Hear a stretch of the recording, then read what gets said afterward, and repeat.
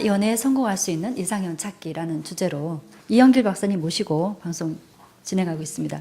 출생 순위에 따른 성격이 다르다는 거죠? 네. 그러니까 첫째는 성향이 어떻고 뭐 막내일 때는 또 의존력이 강하고 이런 식으로 네. 출생 순위에 따라서 성격이 다르다는데 한번 구체적으로 설명 좀 주시겠어요? 네. 출생 순에 따른 이제 성격을 우리가 살피는 데에 네. 일단은 이제 그 가정 내에서의 장남이든 이제 둘째든 뭐 셋째든 막내든 뭐 중간에 있을 수도 있고 네. 그 다음에 외동일 수도 있고 또 무남동료일 수도 있어요. 이 부분들이 이제 이루어지는 것은 그 환경이나 교육이나 어떤 그 부모님의 영향에 따라서의 성격의 영향을 받기 형성이 마련이에요. 되니까. 예. 장남일 경우에는 예를 들어서 하나기 때문에 책임감이 강하고 어떤 질서적인 부분에 대한 것이나 어떤 리더십이나 이제 이런 부분들을 이제 많이 네. 가지게 되는 거죠. 그래서 환경 교육에 따라서 다시 말씀드리면 성격의 영향을 받게 된다. 그런데 그런 면이 장점도 있고 단점도 있을 수가 있는데 네. 이제 그런 부분의 순서에 따라서의 이루어지지 않고 반대 현상이 나타났을 때는 무언가 잘못된 교육이 이루어지고 있다는 것이죠. 이것을 이제 애들러라는 그 개인 심리학파인데 이분이 있을 출생 그 서열에 대해서 주창을 했습니다.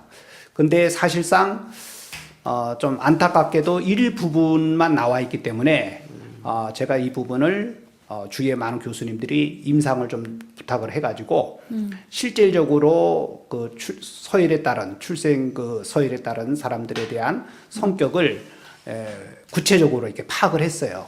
그래서 오늘 아마 보여지는 화면에서 그 내용들이 아마 공개가 될 것입니다. 예. 그러니까 아마 막연하게는 그렇게 그러니까 아이를 낳아서 양육해 본 부모들은 조금은 공감할 수 있는 기본적으로 네. 어느 정도는 공감할 수 있는데 이거를 또 직접 임상 실험을 네. 하시고 오랫동안 연구하신 그 결과로 말씀하시는 거기 때문에 상당한 공신력이 있지 않을까. 근데 이제 책임감이 강한 아이가 리더십이 좋다는 말씀이죠. 네. 첫째 아이가 특히 네. 그 첫째 아이의 그럴 수 있는 이유가 뭘까요? 네, 여기 성향이. 이제 그 자세한 내용들이 나와 있는데요. 네. 그 책임감이 강한 아이의 경우에서는 이제 리더십이 좋다 하는 이 부분은 출생 순간부터 부모의 기대에 한 몸을 이제 받고 자라게 되는 거죠. 그러니까 기대를 하고 칭찬을 하고 인정을 하게 될 경우에는 그렇게 하게 되니까. 스킨십이라든지 피부 네. 접촉이라든지 네네. 스트로크, 말의 접촉, 말의 네네. 전달, 말의 느낌에 따라서 자신을 인정을 해주니까 책임감이 생긴다는 거죠. 예. 내가 인정받는 사람이니까 내가 부모님에게 더 잘해야 되겠다. 이제 그런 의미에서의 하나의 책임감이고 또 과잉을 했을 때는 반대로 그 올바른 교육이 이루어지지 않을 경우에는 결국은 좀 천진난만하다든지 방임적인 교육에 대한 영향을 받는다든지 이제 그런 의미로의 이제 체계적인 내용을 쭉 잡았죠. 근데 우리가 배우자 선택하는 부분에 여기에 대한 지식이 사전 지식이 없잖아요. 네네. 그러니까 전문가를 통해서 상담을 받아야 되겠죠.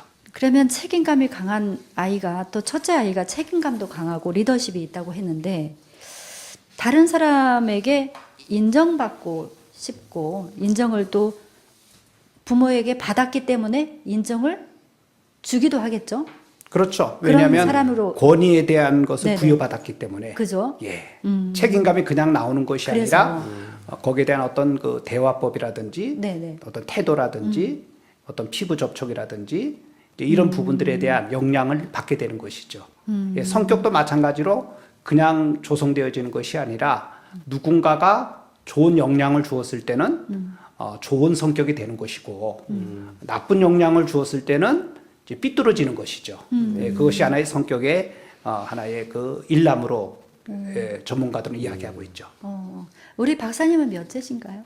예, 저는 그 누님이 좀 일찍 돌아가시는 바람에 네. 외동에 대한 그러신가요? 아들 하나인데 아버지가 일찍 알고 네.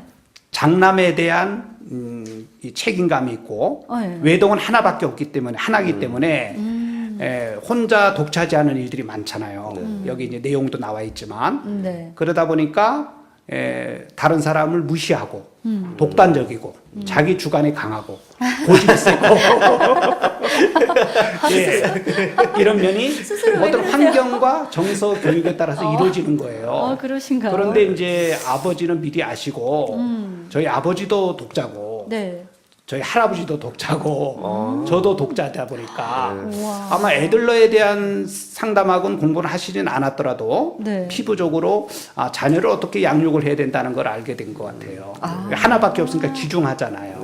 어디 떨어질까봐, 놓일까봐, 잃어버릴까봐 그렇게 하지 않습니까? 이제 그런 내용들이 하나의 그 긍정적인 전이라든지 부정적인 전이를 통해서 하나의 그 자존감이 이제 만들어지는 것이죠.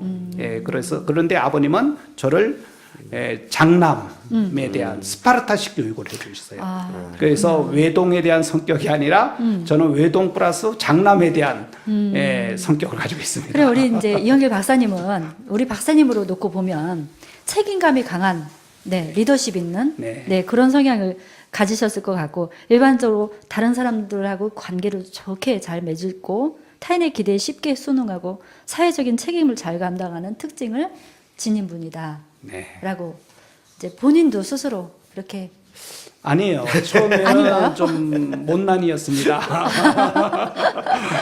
제가 상담 공부를 하면서 네네. 알게 된 거죠. 예, 누군가라도 이렇게 다 배워야 알게 되는 것이니까. 네. 예, 경험이 선생보다 낫다고 그랬잖아요. 네. 예, 또 지름길이라고 그랬고. 네. 그래서 지금은 좀 많이 나아졌는데 이전에는 좀 많이 못난이었습니다. 우리 박사님은 제가 존경하지 않을 수가 없네요. 본인 자신을 너무 낮추시고 내려놓으시고 겸손하셔서 좀 전혀 포장이 안 되시는데요. 네.